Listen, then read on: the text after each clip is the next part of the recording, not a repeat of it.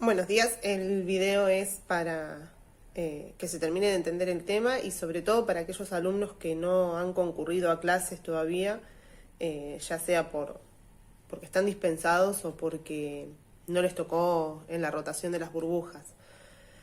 Bueno, vamos a arrancar por el principio, que es la economía. La economía es una ciencia social. Tengan en cuenta de que cualquier ciencia que estudie el comportamiento del hombre va a ser considerada una ciencia social, y en este caso la economía lo es. Es una ciencia social, ¿por qué? Porque estudia cómo el hombre, haciendo uso de recursos escasos, satisface sus necesidades o pretende satisfacer sus necesidades presentes o futuras. Entonces, de esta definición se desprenden varias cuestiones. Primero, lo que les decía recién, es una ciencia social, estudia el comportamiento del hombre. Segundo, el tema de los recursos escasos. Tengan en cuenta de que si los recursos no fueran escasos, no tendrían un valor económico, por lo tanto no nos serían de interés para la economía ni para la economía política. ¿Qué quiere decir que los recursos sean escasos? Quiere decir que no siempre van a faltar, pero sí que por algún motivo, ya sea porque necesitan un proceso de producción o porque por fruto de la naturaleza no hay demasiado, estos productos no van a estar disponibles de manera constante para toda la población. Piensen en lo siguiente: el aire, el oxígeno no es un recurso escaso, por lo tanto no pagamos para respirar. Pero si en algún momento el oxígeno lo fuera, vamos a tener que empezar a pagar para poder adquirir oxígeno. Bueno, eso por un lado. Por otro lado tenemos qué es la tarea del economista y cuál es la tarea del político. Cuando hablamos de economía política, si hablamos de que la economía es la ciencia que estudia cómo el hombre, haciendo uso de recursos escasos, satisface sus necesidades presentes y futuras, que podrían ser necesidades de él o de la familia. Si hablamos de economía política, es cómo el Estado, haciendo uso de los recursos escasos que posee, va a satisfacer las necesidades de toda la población. Entonces acá aparecen dos figuras: el economista y el político. ¿Qué es lo que va a hacer el economista? Y el economista es el que va a estudiar todas las variables posibles para solucionar un problema. ¿Cuál sería el problema? Satisfacer una necesidad. Entonces, existe una necesidad insatisfecha y el economista va a estudiar esa necesidad y va a buscar diferentes alternativas para solucionarlo. A lo que aparece la figura del político, que ¿qué es lo que va a hacer? Una vez que el economista le dé todas estas variables, el político es el que se va a encargar de tomar una determinación y decir, bueno, vamos por esta variable, vamos a elegir esta variable para solucionar el problema. Bueno, como les decía recién, hay que satisfacer las necesidades. ¿Qué son las necesidades?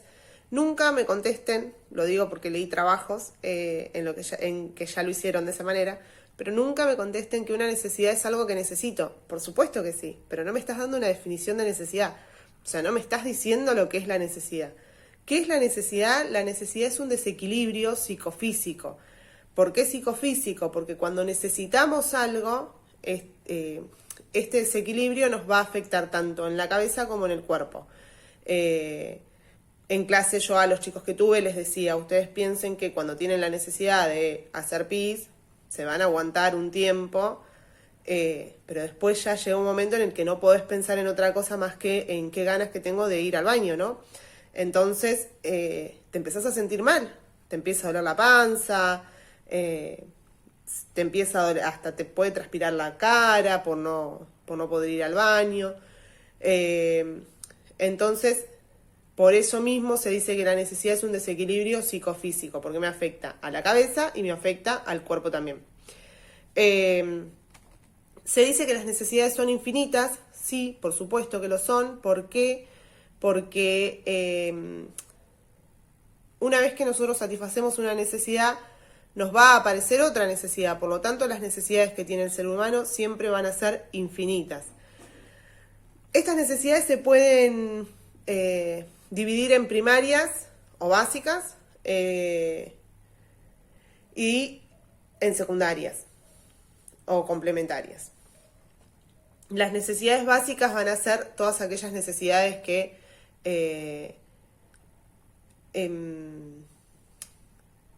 sí o sí tenemos que satisfacer para poder vivir, para continuar viviendo. En cambio, las secundarias son aquellas que se fueron dando porque la civilización fue avanzando, digamos, no sé, el uso del celular. Ustedes, yo estoy segura de que lo necesitan todos tener un celular, pero convengamos que cuando yo tenía su edad no lo necesitaba porque no existían. Después podemos decir, bueno, que las necesidades también son de experimentación uniforme, o sea, son lo que necesitan todos los hombres naturalmente, como, no sé, comer, beber agua, todos necesitaríamos, todos los hombres por igual. En cambio, hay otras necesidades que son de experimentación diferenciada, que son aquellas necesidades que solo necesita una parte de la población. Por ejemplo, amamantar. Los hombres no lo necesitan, de hecho no lo hacen y no lo van a necesitar nunca. Las mujeres necesitan, cuando tienen un hijo, amamantar. Sí o sí, si no, padecen de determinadas enfermedades o dolores y demás. Después tenemos las necesidades sustitutas, que son aquellas que vamos a poder reemplazar por otra cosa. Por ejemplo, no sé, necesito tomar agua, la puedo reemplazar por tomar jugo. No me satisface la necesidad de la misma manera, porque cuando uno tiene mucha sed, necesita tomar agua para quitar esa sed. Pero si tomo jugo puedo, digamos, me hidraté un poco y puedo seguir con mi vida normalmente. Y después tienen las que son complementarias, o sea, aquellas necesidades que hacen que automáticamente aparezca otra necesidad. Como por ejemplo, si yo tengo hambre, voy a comer y automáticamente voy a tener sed o ganas de ir al baño. Entonces es una necesidad complementaria. Bueno, después tenemos las necesidades presentes y futuras, depende del tiempo en el que me aparezcan. Tenemos las necesidades normales y anormales. Se podría decir que las normales son las que tiene toda la población y las anormales son aquellas que solamente necesitan una parte de la población y suelen estar relacionadas más bien a determinados productos que nos generan una adicción, como podrían ser las drogas, fumar, el alcohol y demás. En base a esto, un pensador económico, Gossen, creó lo que se llaman las leyes de Gossen, que son dos, que lo que dice es que la magnitud de un placer, cuando lo satisfacemos de modo continuo e ininterrumpido, decrece hasta la saciedad. ¿Qué quiere decir esto? Yo tengo ganas de comer naranja, me como una naranja, tengo muchísimas ganas de comer naranja, me como una naranja y me va a dar muchísimo placer porque tenía muchas ganas. Cuando me como una, ¿no? Cuando me como la segunda, me va a seguir dando placer, pero ya no tanto. Me como una tercera y ya no voy a sentir casi placer. Ahora me como una cuarta y ya hasta me va a dar asco. ¿Por qué? Porque ese placer, esa necesidad ya fue saciada, ya la sacié con la primera naranja y ponele que con la segunda.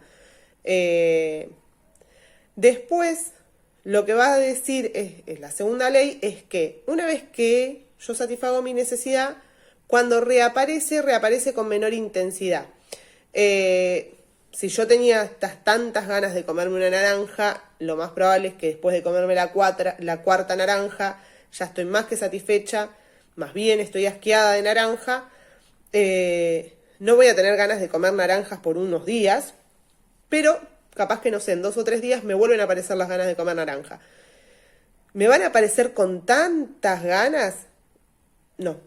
¿Por qué? Porque yo ya satisfací esa necesidad como inmensa de comer naranjas, de tal manera que me asqué, por lo tanto no reaparece con tanta intensidad. Bueno, hasta ahí vamos con necesidades. Ahora vamos a arrancar con bienes. ¿Qué son los bienes? Los bienes son todos los objetos que podemos ver y tocar, y también los servicios que esos objetos nos brindan, o sea, las necesidades que esos objetos van a satisfacer. No todos los bienes son bienes económicos. ¿Por qué? Porque para ser bienes económicos tienen que cumplir con 5 características. Deben ser útiles, sí o sí. O sea, ¿qué significa que un bien sea útil? Que satisfaga una necesidad. Si no satisface ninguna necesidad, no tiene utilidad. Ojo, hay bienes que para nosotros pueden no ser útiles por nuestras características de vida y para otras personas sí. Por ejemplo, para mí no es para nada útil tener un par de esquí, porque no sé esquiar o no voy a ir a esquiar a ninguna provincia en la que haya nieve, y acá en Buenos Aires no nieva, por lo tanto no tiene una utilidad tener un par de esquí. Ahora, para las personas que viven en Mendoza o en Ushuaia, capaz que sí, porque ellos sí tienen nieve de manera casi constante. Tiene que ser escaso, esto es muy importante, debe cumplir con el principio de la escasez, que ahora lo vamos a ver.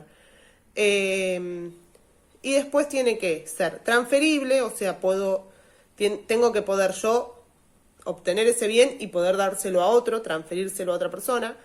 De esta manera existe también las transacciones económicas. Tiene que ser asequible, digamos, se tiene que poder obtener. Si es imposible de obtener, no va a ser un bien económico. Y después tiene que ser aceptado por la opinión pública, que esto es lo más complicado y complejo. ¿Por qué? Porque la opinión pública muchas veces no acepta los bienes que comúnmente una determinada población consume. Ahora, yo les hablaba, bueno, no, vamos con la clasificación. Estos bienes económicos se pueden dividir en bienes de consumo, que son los que se usan para satisfacer una necesidad propia, o bienes de capital o de producción, que son aquellos que yo voy a adquirir para producir otros bienes o para revender esos mismos bienes.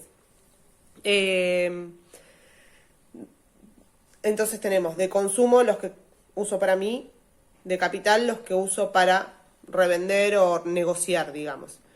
Un bien de consumo puede ser a su vez un bien de capital, sí, por supuesto, como por ejemplo un auto puede ser un bien de consumo porque lo uso para trasladarme, pero también puede ser un bien de capital porque lo puedo usar para hacer Uber, entonces tiene una doble utilidad.